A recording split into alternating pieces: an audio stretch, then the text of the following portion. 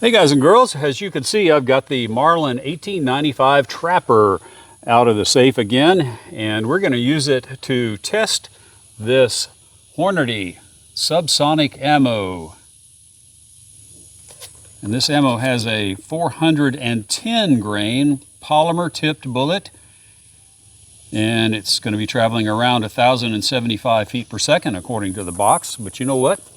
In just a minute, we're going to shoot these rounds across the lab radar and just see how subsonic they really are. And then we're going to shoot some reactive targets downrange, some steel. We've got some water jugs. I've got a tomato can, and just see how that looks. And then we are going to set up the ballistic gel, and I'm going to shoot 2 bullets into the ballistic gel. One is going to be this subsonic round, 410 grain bullet with that polymer tip. You can barely see it there, but these are Hornady rounds, and we're going to shoot it into the ballistic gel. And then we're going to compare it with another Hornady round, and this is the Hornady Lever Evolution 325 grain FTX bullet, and it also has a polymer tip, and you can see that big old fat polymer tip there. Again, Hornady ammo. And then finally, I am going to share with you the velocity data that I had promised many weeks ago. But right now, let's take a look at the lab radar. It'll be really quick.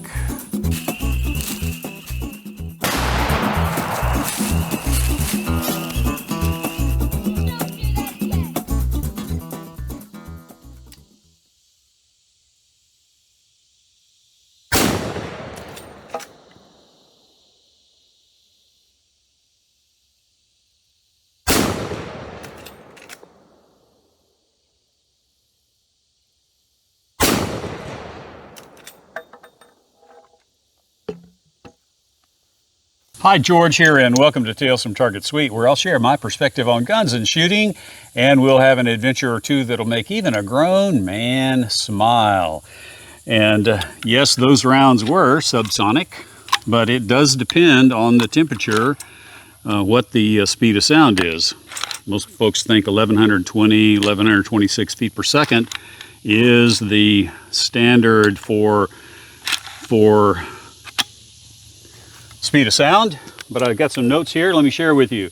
At the 100-degree temperature it was when I shot that segment, it was 100 degrees, and the speed of sound at 100 degrees is 1,159 feet per second. If you go down to 68 degrees Fahrenheit, that is the standard that everybody speaks of, and the velocity, the speed of sound there is 1,126 feet per second.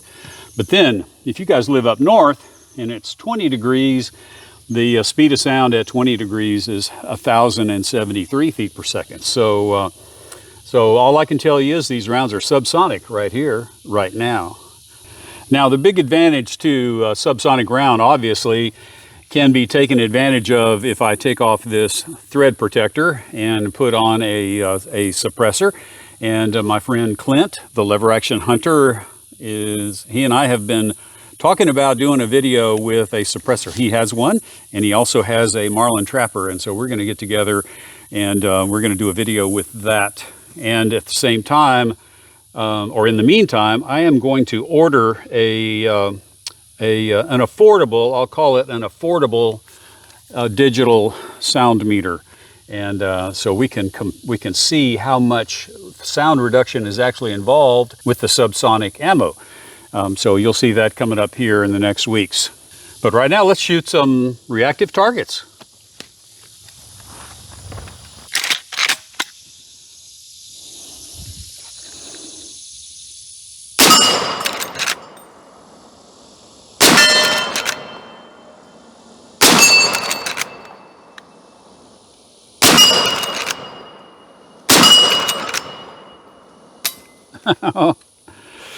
All right, let's do that again. But I'm going to shoot some of these Lever Evolution rounds, and you'll be able to tell, I can tell you for a fact, they are louder. I did shoot some Federal rounds earlier, and these guys here have a published velocity of 2,000 feet per second. But I did shoot some Federal rounds earlier with a velocity of 1850. and my son was down here with me, and we tried to use a cell phone app to record the decibels, but it was really not very reliable. But we could really tell with this decibel meter and his that the subsonic rounds are indeed quite a bit quieter, much lower bang than the high-powered round. So let's shoot these and see if it shows up any different on camera.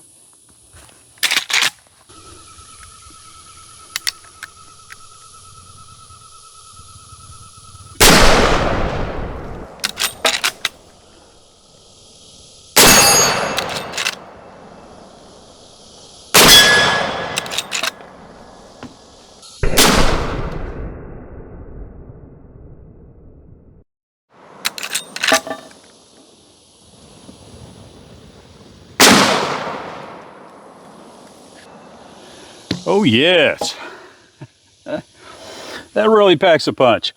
And it is louder. It's really louder for what I can hear. But let's get the ballistic gel set up. And I've got two blocks that I have remelted. They're still pretty clear. And I'm going to set them down there on my fixture. And we're going to shoot into one end and with both rounds and see what kind of penetration we get, and also what kind of expansion we get. And so we'll have the super slow motion going for that, and I believe it's going to work this time.